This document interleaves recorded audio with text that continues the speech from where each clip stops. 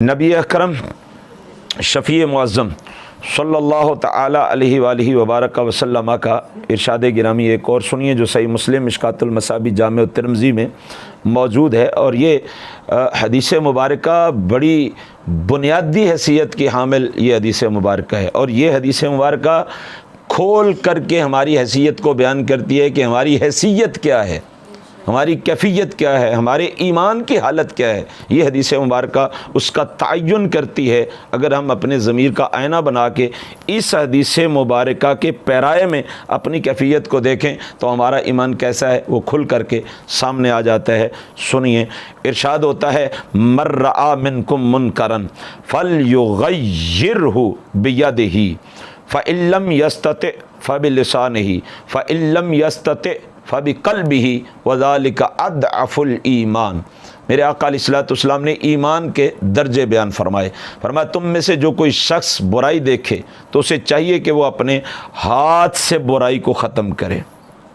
किससे ख़त्म करे? अपने हाथ से उस बुराई को ख़त्म करे।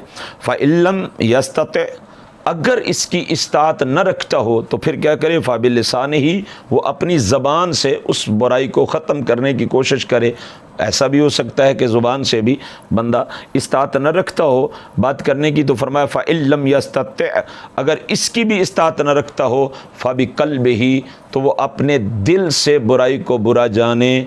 वज़ालिका अदअफ़ुल ईमान, फरमाया ये सबसे कमज़ोर दर्जा है ईमान का, कि बंदा अपने दिल में बुराई को बुरा जाने। अगर ईमान है तो फिर ये लाज़िम है कि जब भी उसके सामने बुराई होगी तो इंसान का दिल कहेगा कि ये काम बुरा हो रहा है और ये बुराई है। अगर हाथ से रोकने की हम इस्तात नहीं रखते, बल्कि मैं तो यहाँ पे ये समझता हूँ इस हदीस मुबारक में कि ये जो हुक्म है फलयुग़य्यिरहु बियदिही, ये हुक्म ख़ासकर हाकिमान वक्त के लिए है, कि जिनको अल्लाह ताला ने ताकत दी होती है कि वो हर बुराई का सर कुचल सकते हैं, हर बुराई को वो मिटा सकते हैं। मगर माज़अल्लाह जब हम अपने मुल्क की तरफ देखते हैं और इस्लामी ममालिक के हुक्मरानों की तरफ देखते हैं तो हर बुराई की अमाजगा हमारे अपने वतन अज़ीज़ के हुक्मरान नज़र आते हैं। हर बुराई के पैदा करने वाले यही ज़ालिम हाकिम हमें नज़र आते हैं कि जो मुख्तलिफ़ बुराइयों को जन्म देते हैं, फिर वो बुराइयाँ मुआशरे तक आती हैं। तो ये असल हुक्म ये है फलयुग़य्यिरहु बियदिही, कि अपने हाथ से बुराई को रोकें, कि जिनके पास ताकत है, जिनके पास हिम्मत है, जिनके पास जुर्रत है, जिनके पास जो है वो अफरादी कुव्वत है, वो बुराई को रोकें और अपने हाथ से रोकें। और फिर नीचे का तबका आ जाए उलमा के लिए, तो मुझे यूँ लगता है कि जैसे ये कलिमात उलमा के लिए हैं। फ़इल्लम यस्तति, फरमाया अगर इसकी इस्तात ना हो तो फ़बिलिसानिही, फिर अपनी ज़बान से तो बुराई को रोको ना, ज़बान से तो बुराई को रोकने की कोशिश करो। और अगर ये भी इस्तात नहीं है तो फिर ये है कि आप दिल में बुरा जानो। मगर जहाँ पे भी मुमकिन हो, कोई बुराई आपके सामने हो रही हो, आपको ज़र्रा भर भी उम्मीद है कि मैं यहाँ पे कलाम करूँगा तो ये बुराई रुक जाएगी, तो वहाँ पे बोल पड़ें। और यहाँ पे शरई मसला क्या है ये भी सुन लीजिए, कि अगर किसी को यकीन हो कि मेरी बात पे अमल होगा और उसके सामने बुराई हो रही है और उसे यकीन है कि मैं अगर रोक दूंगा तो ये बुराई करने वाला बुराई से रुक जाएगा, तो वहाँ पर बुराई से रोकना और नेकी का हुक्म करना वाजिब है। अगर नहीं करेंगे तो गुनाहगार होंगे।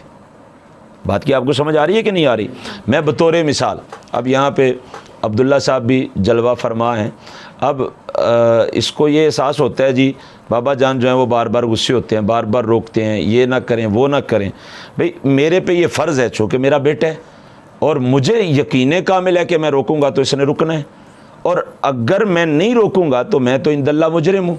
आप तुलावा बैठे हुए हैं, तो ये आप में से अब तक तो कभी नहीं हुआ कि मैं किसी को एक मरतबा ये बात कहूँ कि ये काम न करो तो वो आगे से कहे जी मैंने करना है। ये तो हो सकता है कि वो उस वक़्त छोड़ दे, दोबारा कर दे, मैं दोबारा मना करूँ वो फिर तीसरी मरतबा छुप के कर दे, चौथी मरतबा कर दे, ऐसा तो होता है। मगर ऐसा कभी नहीं हुआ कि मैंने आपको मना किया और आपने कहा नहीं जी मैं ये कर रहा हूँ, میں نہیں رکوں گا۔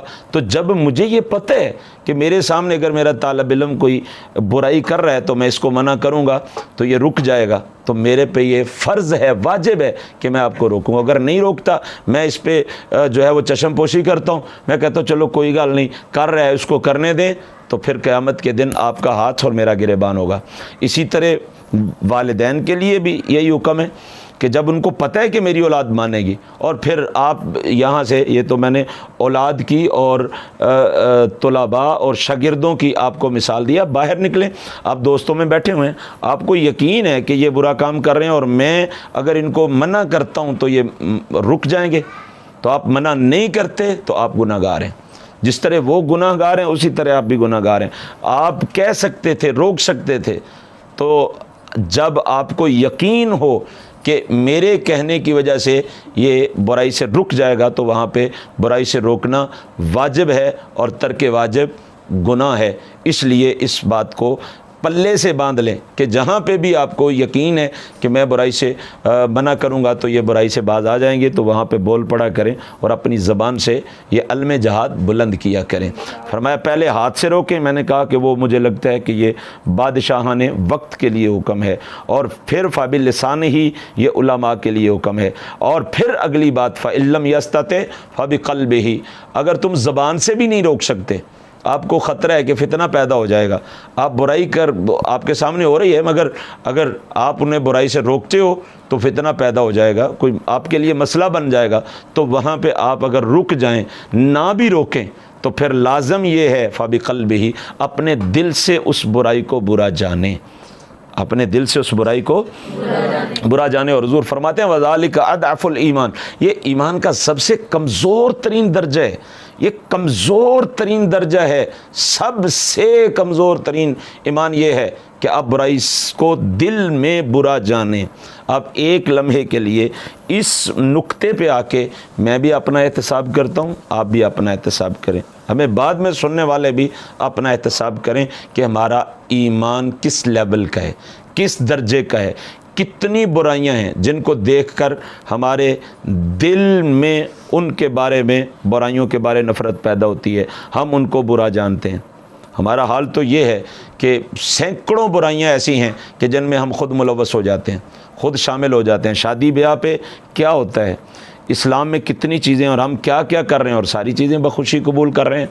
بھائی اگر کہیں آپ کو بامر مجبوری شامل ہونا پڑ گیا تو وہاں پہ گانے باجے چل رہے ہیں، وہاں پہ بینڈ باجے چل رہے ہیں، وہاں پہ جو ہے وہ فحاشی بے حیائی کا سلسلہ ہے، تو آپ کم از کم دل میں تو برا جانیں، یا کم از کم آپ وہاں پہ ایک مرتبہ کہہ کے اپنا حق تو ادا کر دیں۔ نہیں کر سکتے تو دل میں تو اس کو برا جانیں کہ یہ سب برا ہو رہا ہے اور یہ سب غلط ہے، اور اگر یہ بھی احساس نہیں ہوتا تو پھر ایمان کدھر گیا؟ اضعف الایمان بھی جب نہیں رہا تو پھر ایمان ہمارا کدھر ہے کہ ہمارے دل میں بھی اس کی برائی کا احساس نہ ہو، تو پھر ہمارے ایمان کا کیا بنے گا؟ اللہ تعالیٰ ہمیں اعلیٰ درجے کا ایمان عطا فرمائے۔ اعلیٰ حضرت سبحان اللہ کیا کہتے ہیں، تم کرم سے مشتری ہر عیب کے، یہاں برائی کی بات ہوئی تو اعلیٰ حضرت حضور کی بارگاہ میں عرض کرتے ہیں تم کرم سے مشتری کہتے ہیں خریدار کو، تم کرم سے مشتری ہر عیب کے، جن سے نامقبول ہر بازار ہم۔ یا رسول اللہ ہم وہ جن سے نامقبول ہیں کہ جو کسی بازار میں بھی جس کو قبول نہیں کیا گیا، اور آپ اتنے کریم ہیں کہ آپ ہمیں بھی خرید رہے ہیں۔